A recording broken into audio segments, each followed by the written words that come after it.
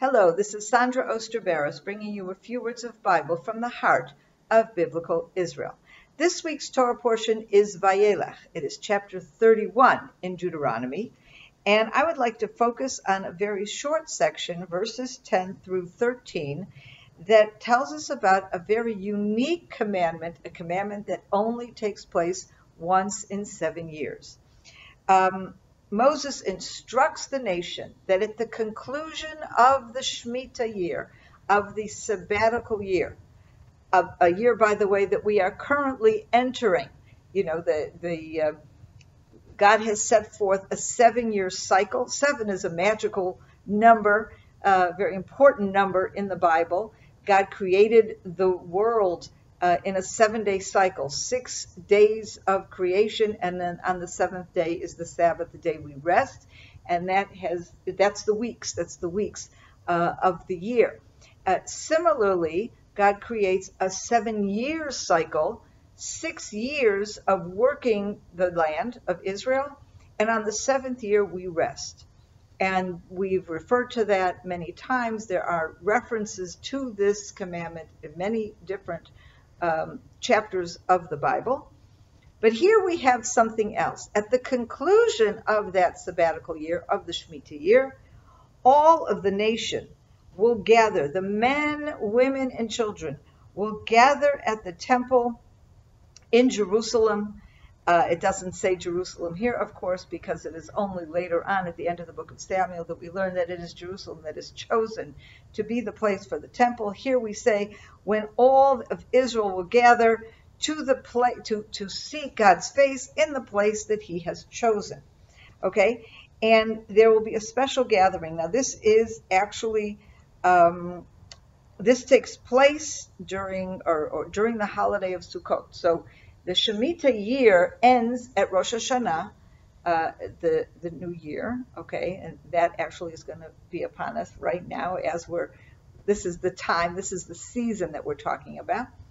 That is when the Shemitah year ends. Just a couple weeks later is the Feast of Tabernacles, the holiday of Sukkot, and it is during that holiday that they will gather once in 7 years at the conclusion of the Shemitah year. At that point, then, everybody will be gathered and they will read the Torah. It says here, you shall read this Torah in the ears of all the nation of Israel. Now, it's very interesting because the custom was that the king or the leader of Israel, he is the one who is supposed to read this Torah. Okay, and it's also interesting because what does it mean? You read this Torah, and usually it's interpreted as meaning not the whole Torah, not all the 5 books of Moses, but either the entire book of Deuteronomy or parts of the book of Deuteronomy. That will be read to everybody there, and then it says in verse 13. Their children, too, who have not had the experience shall hear and learn to revere the Lord your God as long as they live in the land that you are about to cross the Jordan to possess. And I think here what's so important is this idea of the children.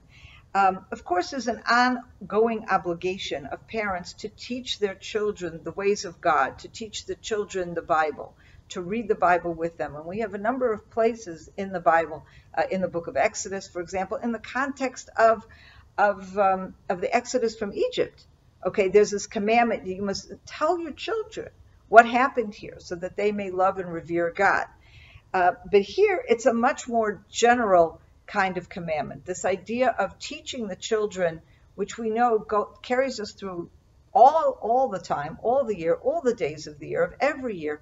And yet here there's a special ceremony that takes place only once in 7 years.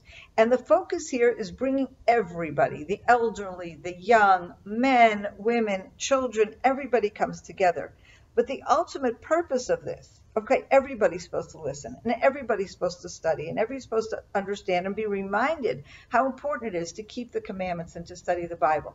But the most important thing is the children who do not know, the children who were too young, perhaps, to be there 7 years earlier, the children who have never experienced this amazing gathering of the entire nation in Jerusalem at the Temple Mount, and hearing these verses, these commandments, these parts of Deuteronomy read aloud to everybody. What an amazing impression that will make on the children.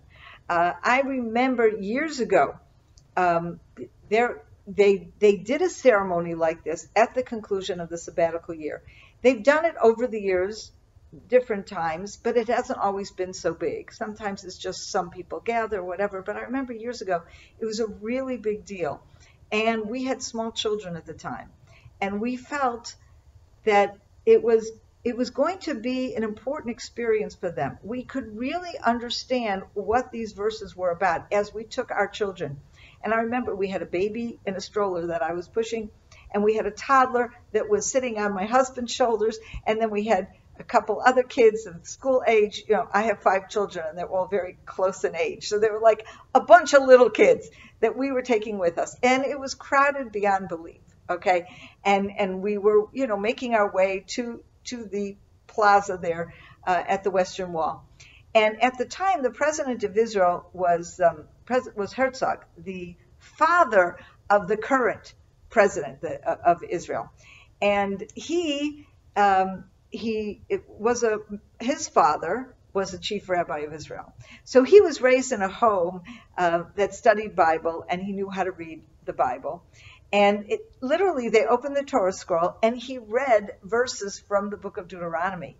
And it was just such an amazing experience. You felt that even though Messiah has not yet come, even though the temple is not yet being rebuilt, we were able to come close. Okay, we were able to experience at least something of the experience that must have been in biblical times when the entire nation would gather there in Jerusalem and listen to the words of the Bible, the words of Deuteronomy being read aloud to everybody.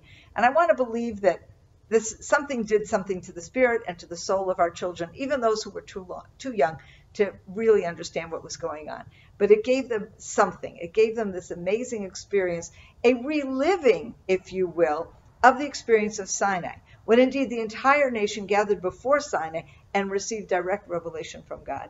And this experience at the end of every sabbatical year that is supposed to enable the nation to relive, at least in some small way, this gathering of the nation and accepting or re-accepting the covenant with God that was accepted originally so many thousands of years ago.